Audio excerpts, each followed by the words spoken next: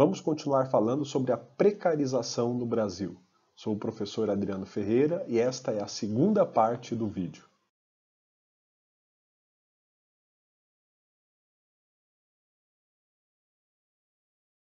Se meu objetivo, na primeira parte, foi defender que no capitalismo o trabalho está sempre em uma condição precária, assim como o trabalhador, quero mostrar que também no Brasil o trabalhador sempre esteve em uma condição precária. Talvez em um nível ainda mais elevado que no restante do globo.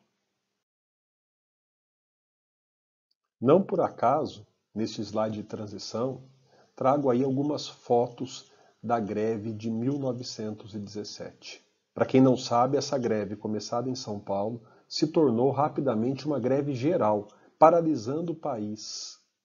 Trago essas fotos para mostrar como os trabalhadores estavam lutando para que não mais permanecessem em tamanha precariedade quanto estavam. Naquele momento não havia garantido para os trabalhadores direitos mínimos, como, por exemplo, jornada de trabalho de 8 horas, descanso semanal e férias. Curiosamente, 1917 é ano de grandes agitações em outras partes do mundo. O Brasil, como vocês podem notar, não passou incólume por essas agitações. Para ilustrar a tese de que a precariedade da vida do trabalhador é uma constante no Brasil, cito aqui Caio Prado Júnior, importante autor que estudou a formação de nosso país, cuja obra principal, não por acaso, chama-se Formação do Brasil Contemporâneo. Independentemente de suas teses são certas ou erradas, quero aqui apenas destacar que ele fala dessa precariedade do povo brasileiro. E vou dizer como.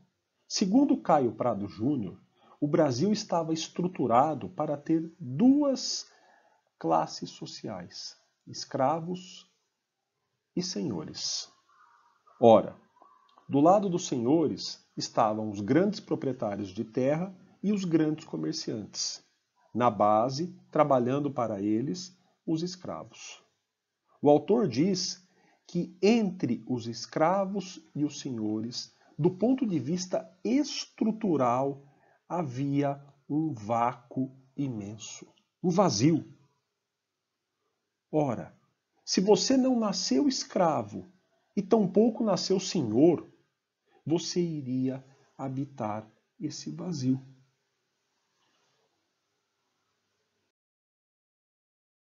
Caio Prado vai além em suas reflexões. Diz que é exatamente nesse vácuo que irá se formar a população brasileira. Veja a ironia. A população brasileira não é formada nem por senhores e nem é escrava. Quando o escravo perde a condição de escravo, ele se torna o povo brasileiro, passa a ser cidadão de nosso país. Todavia, o povo brasileiro se forma em um não espaço, num lugar que não deveria existir conforme as estruturas políticas de nossa sociedade. Lembrando, só poderiam existir senhores e escravos. Toda a estrutura da sociedade é capaz de absorver o trabalho do escravo e os senhores que estão organizando violentamente esse trabalho. O povo, que não é escravo, se forma numa sociedade que não contrata o seu trabalho. Logo, não há um mercado que o absorva. O povo brasileiro surge distante de ocupações normais e estáveis que tragam segurança para a sua vida. O povo nasce ao Deus dará. Ele precisa organizar a sua vida em um ambiente que lhe é hostil. Ele não é proprietário de terras. Ele está à mercê dos grandes senhores. Não há, de modo permanente, paz e tranquilidade. A ironia é que o povo brasileiro que quer trabalhar vive em um país que, na sua origem, não quer o seu trabalho. A existência para esse extrato social é, dessa forma, perenemente precária. O cantor e compositor Chico Buarque escreveu uma música que é obra-prima em nossa sociedade, retratando exatamente esta condição precária de nosso povo. Ele diz que tem dias que a gente se sente como quem partiu ou morreu.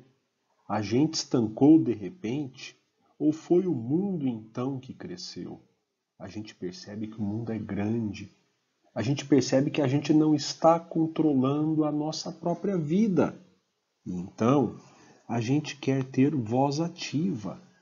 Queremos mandar em nosso destino.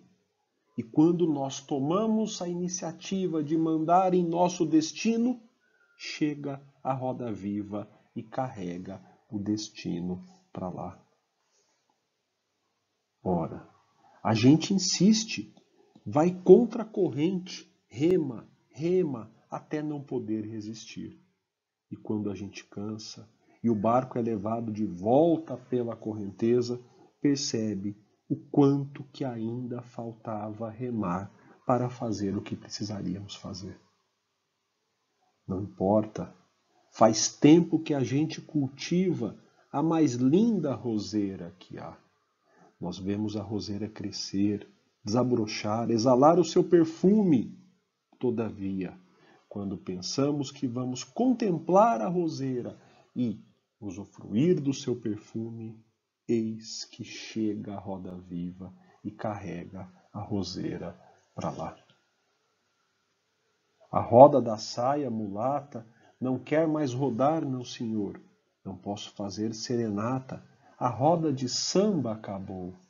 Eu estava lá tentando me divertir, no meio da cultura popular, no meio do samba. Mas a roda de samba acabou.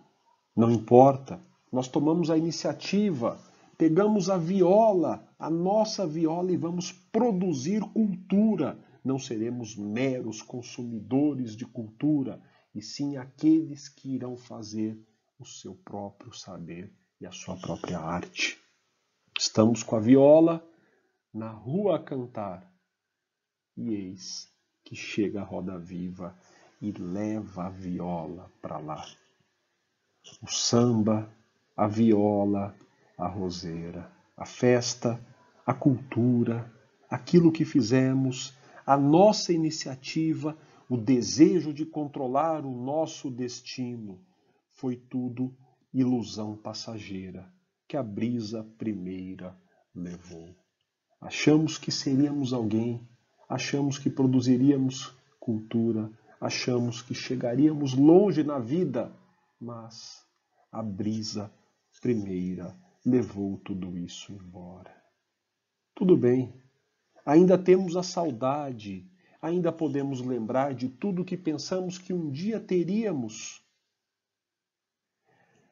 Paramos o tempo e tentamos contemplar, cultivar e sentir a saudade. Mas, quando achamos que estamos usufruindo da saudade, eis que chega a roda viva e até mesmo a saudade leva para lá. Essa música brilhante retrata de modo muito profundo a precariedade de nosso povo.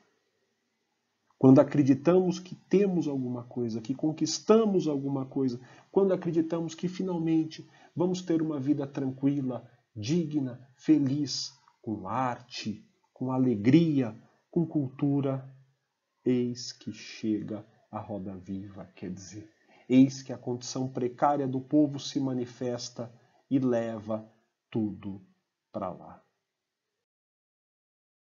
Mais ou menos a partir de 1974, a ditadura militar começa um longo processo de crise, que vai terminar nos anos 80 com a transição para a democracia.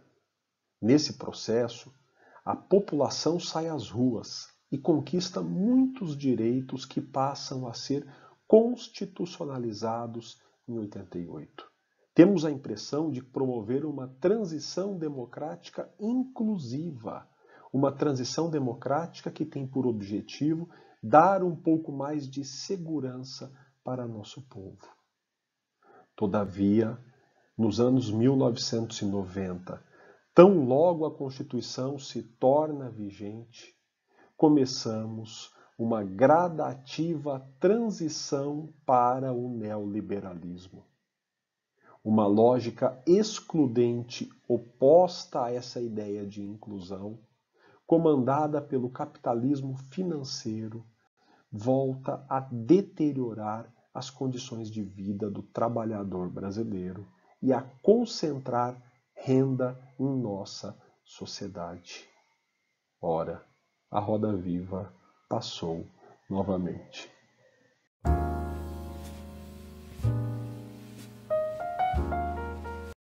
Termino aqui a segunda parte do vídeo sobre a precarização no Brasil. Novamente, obrigado por continuar acompanhando.